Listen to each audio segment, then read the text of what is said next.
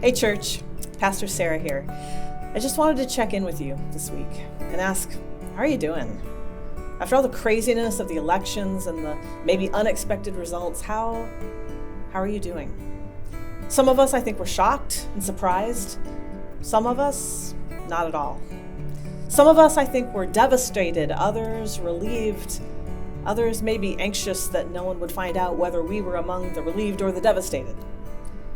But whoever you find yourself to be and however you're feeling, I just want to say this to you. This is still God's world. We are still God's people. The way that we live our lives after the example of Christ, walking in the path of God, seeking to be faithful to God's teaching, that is what determines who we are as a people. That is who you are. Not politics, not race or nationality or gender or sexual orientation or any of those other divisions that human beings define and then use to set us apart from one another. But just who we are in Jesus Christ. Human beings made in the image of God. Beautiful, precious, and beloved in God's sight. That is who God made you to be.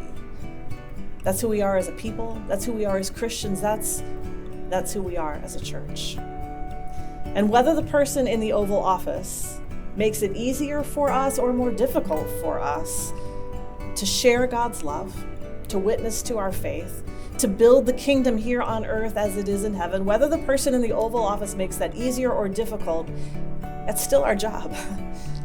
That's still our calling. And that's still what we are going to be about at Wesley. This do unto others kindness campaign, we're still doing that. No election changes that.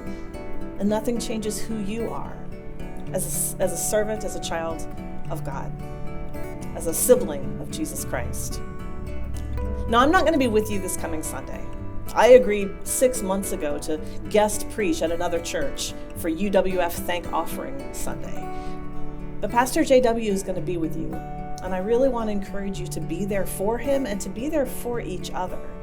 He's going to be preaching from one of my very favorite Bible verses, from Ephesians chapter 4. And so this coming Sunday, you can read it ahead if you want, but this coming Sunday, I want you to be there and to listen to these words and to live into their meaning for you. Listen from Ephesians 4.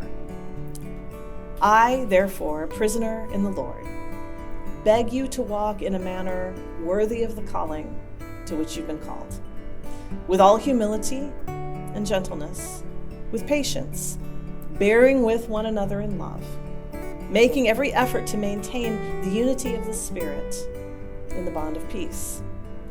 For there is one body and one Spirit.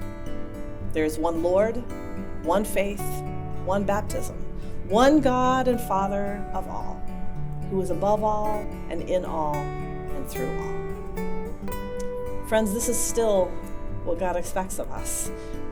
And no one who sits in the halls of earthly power can change that. So take care of yourselves.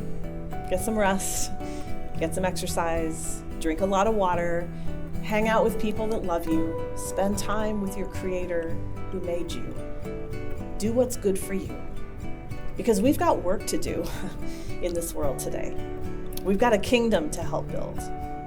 We've a God to serve who loves and cherishes and treasures us. Love you, church. See you soon.